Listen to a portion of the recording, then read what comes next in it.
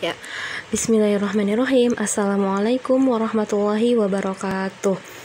Baik, teman-teman semua, apa kabar? Kelas 9.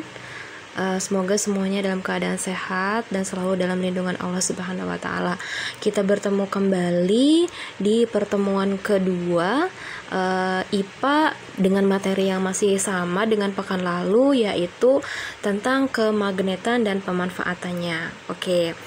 Alhamdulillah kita sudah membahas tentang dalil-dalil apa aja sih dalam Al-Quran tuh yang berhubungan dengan kemagnetan ya. Kita sudah bahas di pekan lalu. Nah, kemudian kita juga udah bahas juga fenomena alam seputar yang berhubungan dengan kemagnetan di alam ini apa aja sih gitu. Salah satu contohnya ada fenomena-fenomena migrasi burung, kemudian juga ada migrasi ikan salmon dan lain-lain. Alhamdulillah kita udah bahas ya. Nah, untuk pertemuan kali ini kita akan membahas tentang apa? Jadi kita akan membahas tentang apa sih magnet tuh gitu. Terus dari mana sih magnet itu berasal, awal mulanya dia dari mana. Kemudian bisa nggak sih sifat magnet itu kita hilangkan gitu. Terus bisa nggak sih kita nih manusia membuat magnet seperti yang ada di alam kayak gitu.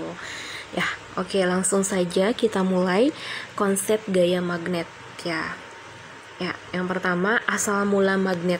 Ya, pertama kali magnet itu dari mana sih awalnya gitu. Jadi dahulu itu kata magnet itu berasal dari bahasa Yunani, yaitu magnetis litos, yang berarti itu namanya batu magnesian. Nah, magnesia itu adalah nama sebuah wilayah di daerah Yunani pada masa lalu. Kalau sekarang sih namanya Manisa, tapi dia adanya di daerah Turki gitu. Nah, di wilayah tersebut itu pertama kali batu magnet itu ditemukan waktu itu ya, zaman dulu gitu. Kemudian magnet itu terbuat dari logam seperti besi dan juga baja gitu ya. Magnet itu memiliki banyak banget bentuknya. Ada yang bentuknya U gitu, ada yang lurus gitu ya. Kemudian menentukan kutub magnet yaitu dengan cara percobaan. Nah, caranya gimana sih kita tuh tahu dia itu misalkan kita ada nih besi atau enggak baja tapi dia itu magnet gitu kan. Nah, kalau misalkan dia enggak ada warnanya kan biasanya biasanya itu kan dipisahkan antara warna merah sama biru misalkan. Yang warna merah itu selatan, misalkan yang warna biru itu adalah utara gitu. Nah, coba kalau misalkan kita besi atau baja yang magnet itu nggak ada warnanya, gimana cara kita membuktikan kalau dia utara atau enggak selatan? Nah, gimana sih caranya? Caranya adalah dengan melakukan percobaan. Gimana percobaannya? Yaitu dengan cara meletakkan magnet di sebuah gabus, yang dimana gabus itu kita taruh di permukaan air. Kan gabus itu kan dia sifatnya terapung ya gitu, jadi dia bisa terapung di permukaan air. Nah, ujung magnet yang mengarah ke utara itu adalah kutub utara gitu. Nah, kalau misalkan ujung magnet yang mengarah ke selatan bumi, maka itu adalah kutub selatannya magnet kayak gitu kira-kira. Wah, mudah ya, insya Allah mudah gitu. Oke. Nah, untuk selanjutnya adalah dua kutub magnet. Nah, setiap magnet itu pasti memiliki dua kutub, yaitu utara sama selatan gitu. Dan contohnya nih, kayak misalkan kita punya magnet batang, dia itu ada utara sama selatan. Kemudian kita potong-potong bagi dua gitu. Si utaranya dipisahin sama si selatan. Nah, si utara itu nanti dia juga akan memiliki sifat magnet selatan gitu. Jadi saat kita potong dia masih tetap memiliki kutub utara sama kutub selatan. Terus kita potong lagi, misalkan dibagi lagi dua lagi gitu. Nah, setelah kita bagi dua, dia juga tetap yang awalnya kita itu misahin cuma utara aja, bukan berarti dia jadi utara doang gitu, tapi dia tetap nanti ada sifat magnet selatannya gitu. Jadi sampai sekecil potongan pun dia tetap ada utara sama selatan gitu ya. Nah, makanya di sini dibilang magnet itu selalu memiliki dua kutub gitu. Kutub terus lagi misalnya nih, kutub selatan sama kutub selatan didekatkan, dia nanti akan tolak menolak. Sedangkan kalau misalkan kutub utara sama kutub selatan didekatkan, dia nanti akan tarik menarik. Nah, itu disebutnya sifat magnet. Jadi magnet itu bisa tolak menolak, bisa tarik menarik. Kapan tolak menolak? Saat didekatkan dengan yang senama, yang sama gitu. Jadi utara sama utara kalau dideketin pasti tolak menolak. Begitupun selatan sama selatan. Nah, kalau misalkan berbeda utara sama selatan itu pasti tarik menarik. Itu sifat magnet ya. Kemudian ada yang disebut dengan medan magnet. Apa itu medan magnet? Di sini dikatakan bahwa medan magnet yaitu daerah di sekitar magnet yang masih ada atau terasa sifat magnetnya di sekitar magnet tersebut gitu. Ini bisa kita buktikan melalui percobaan ya. Kalau misalkan kalian pernah tahu ada yang namanya serbuk besi, atau bahasa sehari-harinya kalau zaman dulu itu apa ya, di daerah ibu itu namanya persani atau enggak serbuk besi gitu. Nah, serbuk besi ini kalau misalkan kita dekatkan dengan magnet, dia itu akan ada yang mendekat, tapi ada juga yang enggak mendekat gitu. Nah, yang mendekat ini adalah serbuk besi yang masih berada di area yang masih terkena sifat magnet.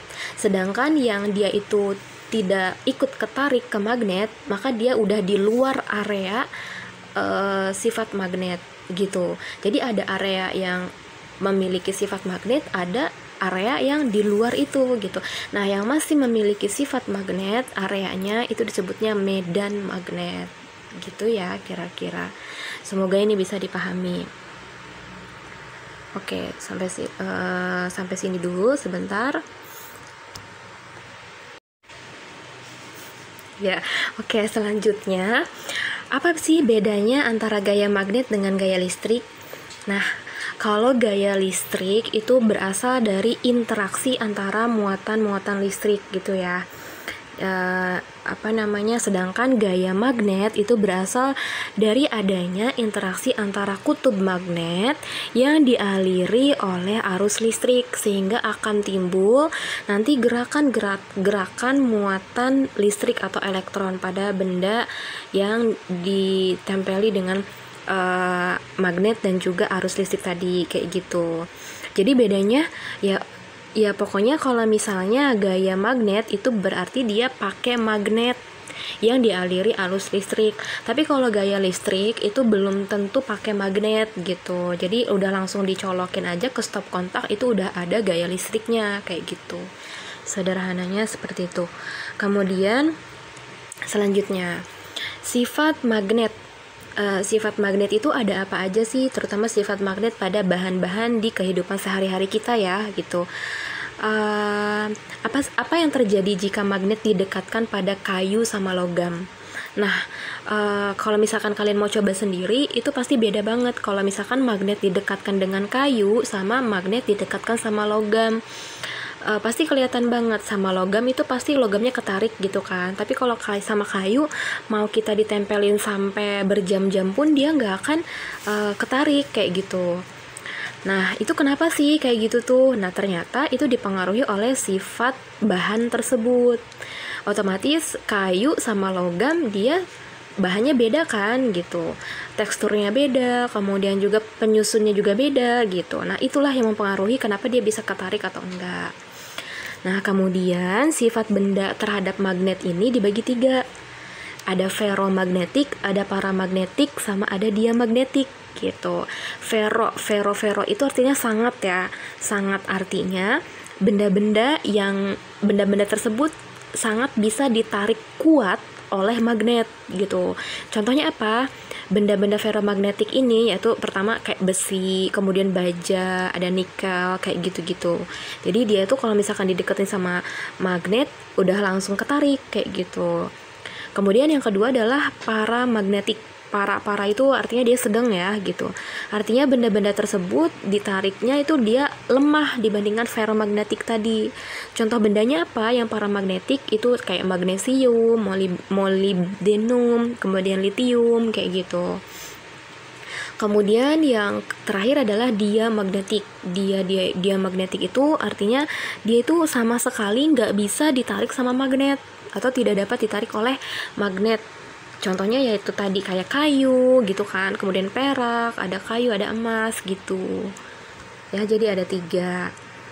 Kemudian selanjutnya nih, kita bisa nggak sih membuat magnet gitu? Nah, dan ternyata pertanyaan itu tuh ternyata bisa. Kita itu bisa buat magnet sendiri. Nggak hanya ada di alam, kita nyari, tapi kita juga bisa buat. Nah, caranya gimana?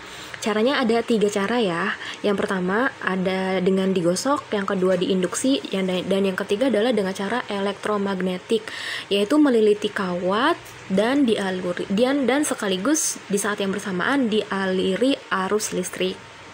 Kayak gitu. Nah, gimana sih caranya? Step-stepnya harus gimana gitu.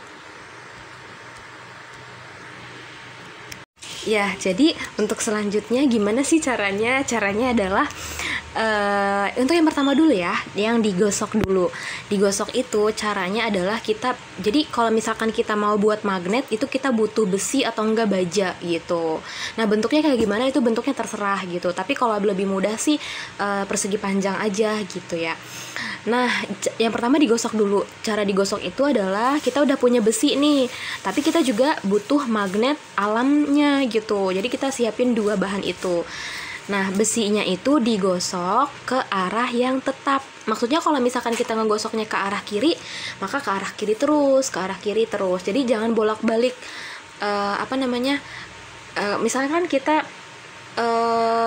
bolak-balik ke depan belakang nggak gitu cara gosoknya, tapi ke depan terus mundurnya diangkat terus ke depan terus kayak gitu, jadi satu arah gitu. Nah, kenapa sih kok satu arah kayak gitu? Tujuannya untuk apa?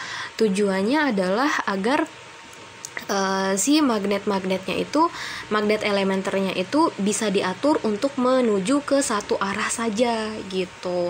Apa sih magnet elementer itu? Magnet elementer adalah magnet-magnet kecil yang ada di magnet alam itu gitu ya. Kemudian misalnya nih kita punya magnet alamnya itu magnet utara. Magnet utaranya itu kita gosokkan ke besi ke satu arah aja. Mau maju ya maju aja gitu. Jangan maju mundur ya. Nah, kemudian karena kita menggunakan utara, yang pertama kali kita gosokkan pada besi, dia akan menjadi kutub utara gitu.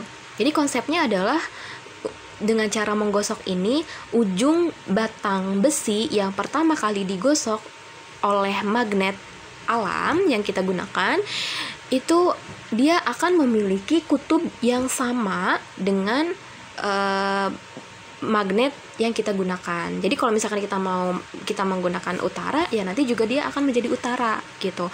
Kalau kita menggunakan penggosoknya adalah selatan, nanti dia akan menjadi selatan gitu.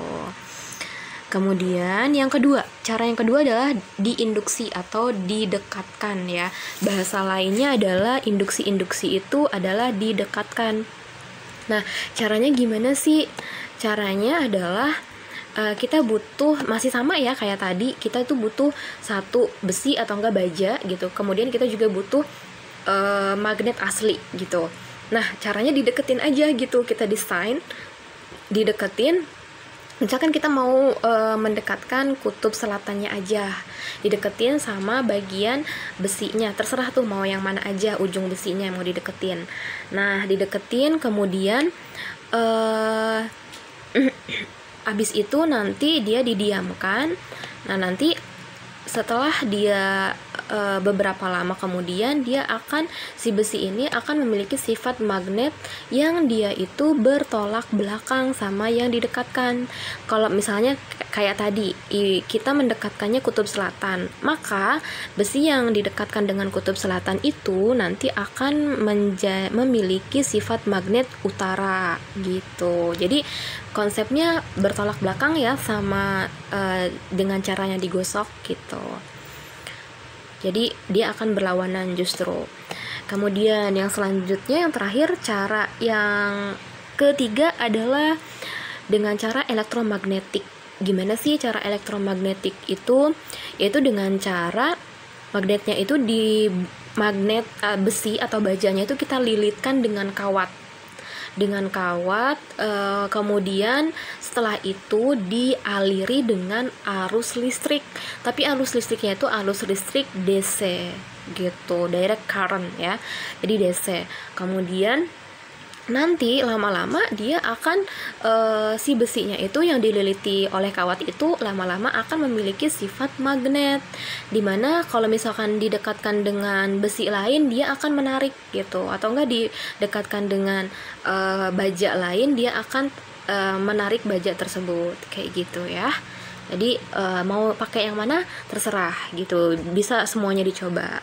Yang penting ada magnet sama ada batang besi. Kalau misalkan elektromagnetik berarti dia pakai kawat gitu ya. Oke, itu saja untuk tugasnya pekan ini. Tugasnya adalah merangkum materi tentang penerapan elektromagnetik dalam kehidupan sehari-hari. Apa aja sih? Oh iya, ini Afwan, ibu kesalahan ya. Merangkum materi tentang penerapan konsep magnet, bukan elektromagnetik ya. Konsep magnet dalam kehidupan sehari-hari. Kemudian baca dan pahami. Nanti insya Allah kita akan bahas di pertemuan selanjutnya gitu. Oke. Itu saja untuk pertemuan kedua ini. Mohon dimaafkan atas semua kesalahan ibu. Semoga semuanya dalam keadaan sehat selalu, dan semoga pandemi segera berakhir sehingga kita bisa Allah Subhanahu wa taala takdirkan untuk bertemu di kelas. Sehat-sehat semuanya. Barakallahu fikum, jazakumullahu khair. Sekali lagi mohon dimaafkan. Wassalamualaikum warahmatullahi wabarakatuh.